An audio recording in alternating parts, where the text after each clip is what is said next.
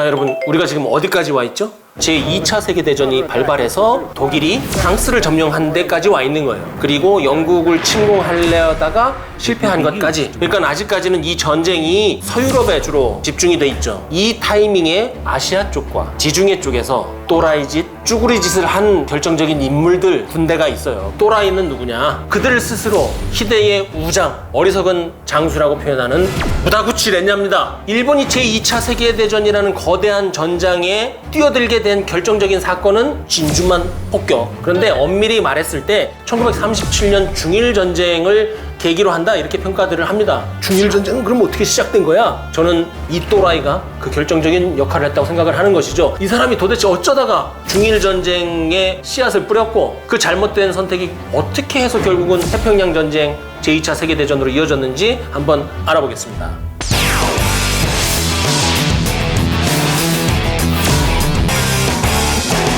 무다구치 렌야 얘기할 때 이렇게들 많이 표현하죠. 우리나라의 독립에 기여했다. 우리 쪽 스파이 아니냐? 물론 아니죠. 일본군에 늘 도움이 안 되는 헛발질을 많이 했다고 해서 우리가 이렇게 비꼬아 부르는 거죠. 이런 또라이 미친놈이 우리 편이었다는 생각 사실 해서도 안 됩니다. 관상은 과학이다라는 말 여러분 들어보셨죠? 저는 이런 거 잘 믿지 않는데 여러분의 선입견을 모두 치우고 눈 어때요? 선해 보이죠? 귀 보세요. 진짜 무슨 유비귀 같아, 유비귀. 입 보세요. 인매가 바르잖아요. 그리고 좌우 대칭도 딱 돼 있고 입술도 선이 분명하고, 그쵸? 코 보세요. 이야, 남자답게 똑바로 된 코가 크게 중앙에 자리 잡고 있잖아요. 이목구비 또렷하고 좋고 겉으로만 보면 친근하고 온화한 지휘관처럼 보이지 않아요? 군인으로서의 생애도 별 그게 없어요. 평범해요. 1910년에 육군사관학교를 거쳐서 1917년에 육군대학교를 졸업한 후에 육군 총참모부에 입성을 합니다. 굉장히 바람직한 엘리트 코스예요. 정규 코스 제대로 딱딱 밟고 올라온 거죠. 여기서 하는 일은 처음에 서무과장인데 서무과장? 뭐야? 아유, 그런가? 하고 넘어가면 안 돼요. 총참모부의 서무과장이라는 것은 악과 깡이 필요한 거예요. 뚝심으로 버티는 보고서 작성, 문서 작업, 그리고 한치의 빈틈없는 브리핑, 지금으로 말하자면 사령부급 지통장교, 총괄장교 이런 거예요. 반드시 이 일을 해낼 수 있다는 확신이 있는 사람만 여기에 딱 앉히는 거예요. 여기는 진급 자리입니다. 여기서 대자로 진급을 합니다. 그래서 1936년에 중국으로 가는 거죠. 처음에는 좌천이라고 많이들 얘기를 했어요. 왜냐하면 국내파에 밀려서 중국으로 간 것이었거든요. 그 당시에 엘리트 오브 엘리트는 주로 어디로 갔냐면 유럽 이런 데 가서 최신 전술, 그 다음에 거기서 한창 벌어지고 있는 유럽 전투 같은 거 보고 국내로 들어와가지고 진급하고 외국 나가서 무관하고 진급하고 이 코스라는데 중국으로 간 것은 좌천이 맞아요. 근데 중국에 도착하자마자 이미 있던 거기에 훈련, 편제, 장비, 또 뭐 인사정보 작전, 군수 이것을 지들이 대본영이라고 부르는 그 중심에서 총괄장교를 해봤잖아요. 그래서 자기 노하우를 살려서 체계를 싹 다 잡아놔요. 그래서 데이트를 쳐요. 인정을 받아요. 일본 연구자들이 이 부분을 아쉬워하는 거예요. 무다구치 렌야가 중국 도착과 동시에 자기가 성공했잖아. 가서 보니까 그 단맛을 봐갖고 내가 먹히는구나. 나는 야전형인가 보다 하고 착각을 했다는 거죠. 얘는 그냥 학교에 있다가 바로 대본형으로 갔기 때문에 야전을 몰라. 장병들을 모른다고요. 근데 거기서 나는 야전형인가 봐 하고 여기서 착각에 빠지기 시작하는 거예요. 그래서 연구자들이 한탄을 한 겁니다. 일본 내에서도 무다구치 렌야는 평이 엄청나게 안 좋아요. 참고로 말씀드리자면 여러분들 이미 알고 있죠? 3대 오물. 일본에서도 그렇게 표현을 해요. 이 일본에서 꼽는 3대 오물. 도미나카 교지, 태평양 전쟁 때 그 카미카제 자살 공격 명령 내린 놈, 그 다음에 스기야마 하지메, 육군 참모총장, 총참모장, 얘들은 중장 참모 총장이에요. 근데 무다구치 렌야는 지금 이제 대자 갓 진급했는데 3대 오물에 들어가니까 계급을 뛰어넘은 3대 오물이 되니까 오물로서는 얼마나 위대한 오물입니까? 그러니까 이거를 한마디로 정리를 하면 좌천이라고 써놓고 새로운 도전이라고 읽는다, 이런 상황이 되는 거예요. 혼자만의 착각에 이제 빠지는 거죠. 이 망상 속에서 무다구치 렌야가 자기한테는 환상의 콤비 플레이어였겠지만 사람들은 뭐라고 부르냐? 환장의 콤비 플레이어다. 카와베 마사카즈하고 만나게 되는 겁니다. 이 카와베 마사카즈 무다구치 렌야의 2년 선배예요. 1886년생이고 미리 살짝 말씀드리자면 이 대환장 콤비가 나중에 44년 인팔 작전에서도 만나서 인류 전쟁사에 빛나는 엄청난 기록을 세우죠. 무슨 기록? 일본군 역사상 가장 큰 패배, 그리고 단일 작전에서 부하를 가장 많이 굶겨 죽인 그 두 콤비가 이 두 사람이에요. 그래서 이거는 나중에 44년 가면 그때 말씀을 드리도록 하고요. 이 카와베 마사카즈와 무다구치 렌야 레냐의 공통점이 있습니다. 이 공통점부터 정리를 해드리자면 첫 번째, 제너럴리스트 엘리트 성장 과정을 거쳤다. 제너럴리스트 관리자로서의 가방끈이 길고 참모부 사령부급에 너무나 오래 근무했다. 야전을 몰랐다. 두 번째, 중국으로 좌천되었다. 그러니까 둘이 일단 통하는 거죠. 당시 일본이 뭐 지금 일본도 그렇고 진급하는 데 있어서 야전에 있는 야전형을 우대해준다고 하지만 역시나 결과가 나오고 보면 어때요? 주로 인사권이 있는 참모 본부 또 뭐 사령부급 근무자들이 진급을 하잖아요. 그러니까 중국 야전으로 나온 것은 그 당시에 또 객관적으로 봤을 때 좌천은 맞아요. 그런데 이 둘이 제너럴리스트고 가방끈이 길고 참모부에 있었고 중국으로 좌천되었는데 더 찰떡궁합이 된 이유는 뭐냐면 서로 없는 걸 가졌어. 이 무다구치 레냐는 아주 강맹한 성격인 반면에 카와베 마사카즈는 정말 얌전한 학자 타입, 그런 타입이에요. 야전으로 나왔는데도 피부가 하얗대요. 그리고 무다구치 레냐는 실전 경험이 없었어요. 그러니까 만약에 무다구치 레냐가 밸런스가 안 맞게 자기가 실전 경험이 있었다면 자기가 더 잘난 체 하거나 아니면 카와베 마사카즈가 그러한 야전 경험까지 있는 무다구치 레냐를 경계를 해서 서로 쿵짝이 안 맞았을 거예요. 그러니까 둘 다 약간 어리바리하고 멍청한 거예요. 그러니까 잘 맞는 거야. 1936년에 베이징에 가서 딱 보니까 너무 좋은 거야. 그래서 둘이 같이 일을 벌여요. 그 벌인 일이 뭡니까? 결론부터 말씀드리면 노구교 사건이죠. 1937년 7월 베이징 근교에 있는 노구교에서 사건이 일어났다. 이 사건을 통상 뭐라고 불러요? 중일전쟁의 포문이다. 태평양 전쟁의 씨앗이다. 이렇게까지 얘기를 하잖아요. 근데 이제 이게 뭐예요, 근데? 노구교가 뭘 것 같아요? 노구교를 서구에서는 뭐라고 부르는지 아세요? 마르코 폴로 다리. 그러니까 막연히 그러면 우리는 뭐라고 생각해요? 노구교를 마르코 폴로 브릿지라고 부르면 마르코 폴로를 중국에서 노구라고 부르나 보다. 근데 아닙니다. 노구교는 중국어로 하면 뭐냐면 루거우 차오예요. 루거우 차오. 북경 외곽의 석조 아치교 1192년에 만들었대요. 그걸 다시 복원한 건데 당시에 이게 루거우 차오, 이게 너무나 아름다워서 마르코 폴로가 이 다리를 보고 서양에 알렸어요. 노구교를 두고 당시에 두 세력이 대치를 하고 있었어요. 일본군하고 중국 국민당군. 이 둘이 충돌하면서 사건이 일파만파 커지게 되는 거예요. 언제? 그 시점이 1937년 7월 7일 밤입니다. 왜 이 7월 7석 밤에 긴장이 고조되어 있었느냐? 일본 측에서 중국 측에는 아무런 얘기도 하지 않고 그 전날인 6일부터 실탄 사격이 포함된 대대단위 훈련을 해요. 그러니 총소리가 나니까 당연히 긴장이 될 뿐더러 대대 단위로 움직이니까 이것이 훈련을 가장한 공격이 되진 않을까 하고 이 중국 측에서는 긴장을 하고 있는 거죠. 그런데 아니나 다를까 7월 7일 이 밤에 갑자기 어디선가 총소리가 타타타당 하고 나요. 그러니까 총소리가 나니까 군대는 일단 어떻게 해요? 이게 뭐지? 뭔 소리지? 이렇게 안 하잖아요. 야, 확인해봐. 뭔 소리야? 그러고 이제 비상이 퍼지는 거죠. 총소리 났어. 일본군은 뭐라 그래? 이거 우리 아닌데? 뭐지? 그래서 뭐라고 판단하냐면 최악의 상황을 항상 가정을 하잖아요. 우리가 낮에 실탄 사격을 포함한 대대급 훈련한 것에 항의하는 차원에서 중국이 총을 쏜 것 같다 이래가지고 독단적으로 그 당시에 경계 책임을 맡고 있던 팔중대장이 병사들을 다 모아요. 다 깨워. 야, 일어나. 총소리 났어. 했는데 갑자기 이등병 하나가 안 보이네. 그래갖고 이 보고가 어떻게 돼요? 이러한 비상사태는 무조건 보고하게 돼 있거든요. 원인은 아직 파악이 안 됐더라도. 그래서 바로 이 중대장이 한 보고가 연대장까지 즉각 올라가요. 그러면서 총성 발생, 중국군이 노구교에서 공격했을 가능성이 높다. 이등병 1명 실종 상태. 이렇게 보고가 가면 연대장은 통상 어떻게 할까요? 상대와 대치하고 있는 상태에서 연대장이라면 좀 일단 신중하지 않을까요? 일단 상황 파악부터 해봐. 그런데 전쟁이야. 대기부대 즉각 출동시켜. 기동타격부대 출동해. 승리 아니면 패배뿐이야. 이렇게 얘기를 해요. 왜? 무다구치 렌냐니까. 이 연대장이 무다구치 렌냐입니다. 이것이 나중에 일본하고 중국하고 정치적 대결로까지 비화해서 중일전쟁이 되는 거예요. 근데 실상은 어떻게 했냐면 버전이 두 가지가 있어요. 하나는 돼지 소풍 가는 얘기 버전.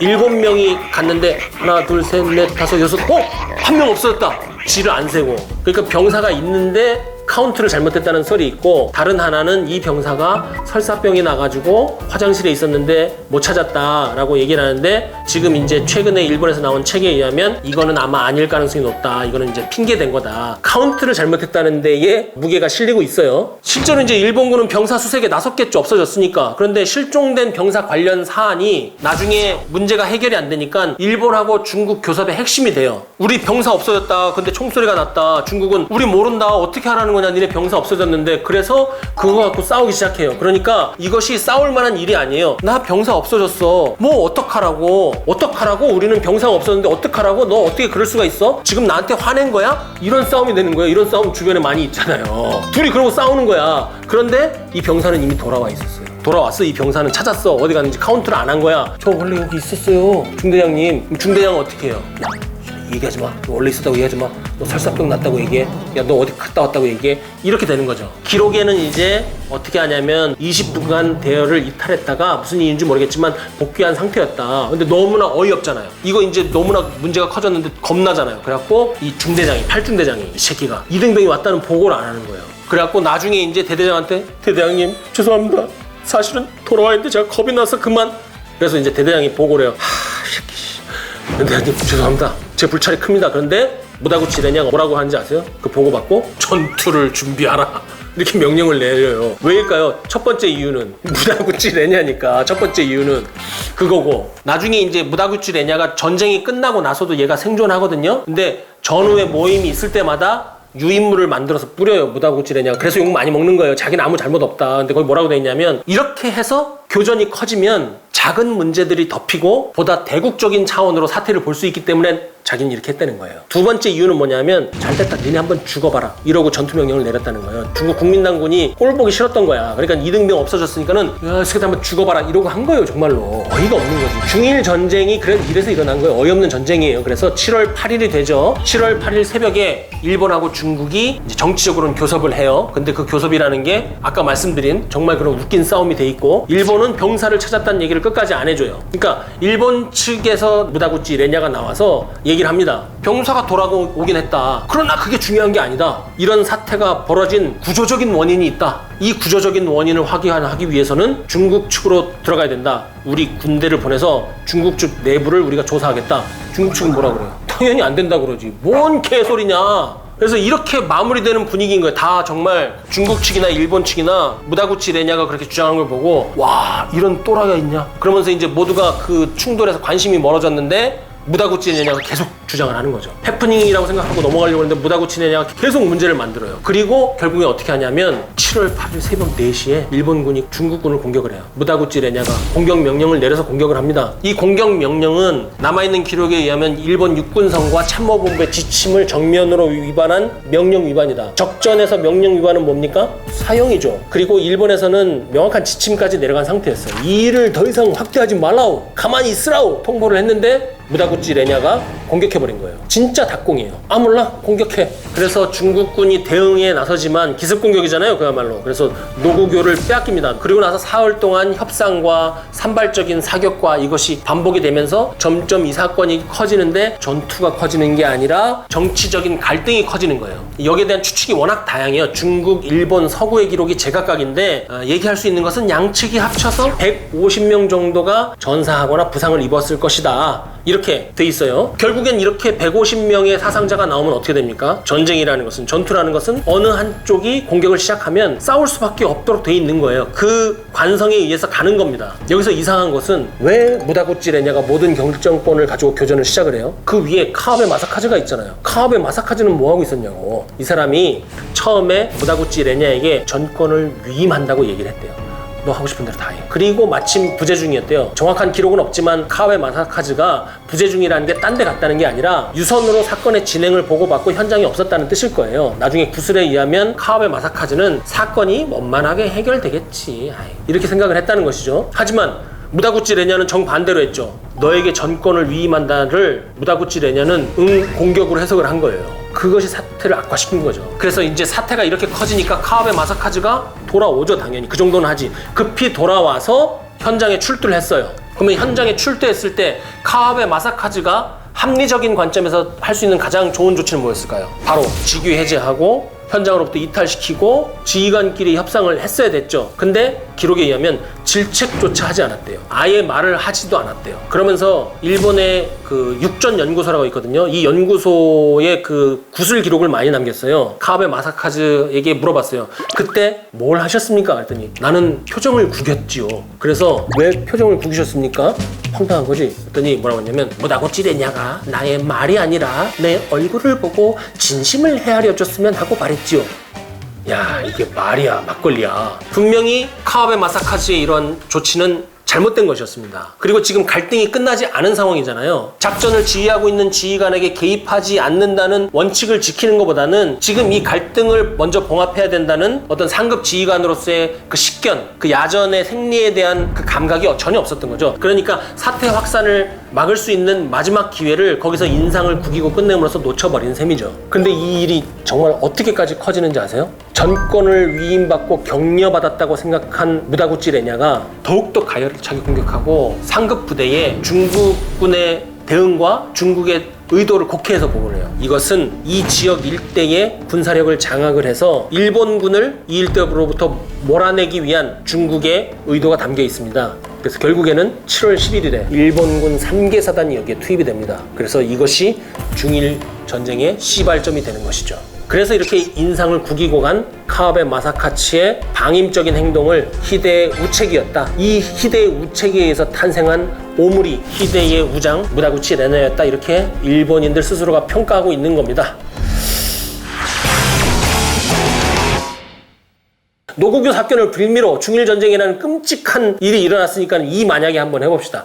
만약 팔중대장이 병사 실종 보고를 하지 않고 가만히 입 다물고 있어서 총소리만 났더라면 중일전쟁이 벌어졌을까요? 그리고 만약 이 카와베 마사카즈가 무다구치 레냐한테 이 새끼 넌 뭐하는 거야 임마! 저리 가 임마! 이랬다면 7월 11일에 일본군 3개 사단을 보내서 중일전쟁으로 확대가 됐을까요? 그리고 그 이등병이 사라지지 않았었다면, 누군가가 그 카운트를 잘못하지 않았었다면, 만약에 그 상관 카와베 마사카즈가 일임을 하지 않고 현장에서 계속 지켜보고 있었다면 어땠을까요? 그랬더라면 중일전쟁이 발발하지 않았을 것이다. 중일전쟁까지는 안 가더라도 이 노고교 사건이 양측이 150명이나 죽거나 다치는 그런 사건으로 비화하지는 않았을 것이다 라고 우리가 합리적으로 의심할 수 있습니다. 제가 여기서 얘기하고자 하는 것은 우리 주변에 일어나고 있는 굉장히 큰 불행한 사건, 굉장히 어려운 고난이 우리는 구조적으로 해결돼야 된다, 법이 어떻게 돼야 된다, 그것도 중요하지만 사실은 이 한 사람의 행동, 이 한 사람의 결심이 중요한 경우가 많습니다. 몇 번이나 말씀드리잖아요. 지금 이 코너에서 함께하고 있는 제작진과 여러분들 한 사람 한 사람의 언어와 행동이 전쟁을 막을 수도 있는 그런 힘을 갖고 있다는 것을 알아야 됩니다. 하지만 그럼에도 불구하고 이것은 무다구치 레냐에 관한 얘기잖아요. 이 모든 것이 달라졌다고 하더라도 무다구치 레냐라는 인물이 있었기 때문에 결국은 중일전쟁이 발발하고야 말았을 것이다. 저는 이렇게 판단하는 것이죠. 뭐 그렇게까지 판단할 필요 뭐 있어요? 여러분 이거 한번 들어보세요. 무다구치 레냐의 명언록이 있어요. 정말 황당한 얘기를 해서 만들어낸 얘기인 줄 알았는데 진짜 이 얘기를 했더라고요. 무다구치 레냐 이런 얘기를 해요. 뭐라고? 그런 걱정은 하지 마. 적을 만나면 총구를 하늘에 대고 세 발만 쏴. 그러면 적들은 우리 일본군에 자동으로 항복하게 돼 있어. 20세기 이 얘기를 했다고요. 그러니까 무다구치 레냐는 정말 또라이가 맞는 거예요. 이 무다구치 레냐가 정말로 잘한 건 하나도 없는지. 이 사람 희한한 사람이에요. 하나도 없어요. 잘한 게 하나도 없어요. 그러면 대체 이 사람은 뭘로 중장까지 진급을 할 건지. 와, 세상 모르시네. 피디님 주변에 보세요. 이탈리아군의 이집트 침공, 이 침공이 끝나기 전에 시작된 그리스 침공에 의해서 제2차 세계대전의 전선이 지중해와 북아프리카로 확대되는 것이죠. 세계전쟁이라는 명칭을 획득한 것은 바로 이탈리아가 지중해와 아프리카로 전선을 확대했기 때문이라고 볼 수 있는데요. 사실은 독일은 그렇게까지 하려고 했던 것은 아니었거든요. 동맹인데 이상하게 원수 같은 사고뭉치 무솔리니의 그리스 침공, 이탈리아군이 얼마나 쭈구리 짓을 했는지 이탈리아의 그리스 침공에 대해서 알아보려고 합니다.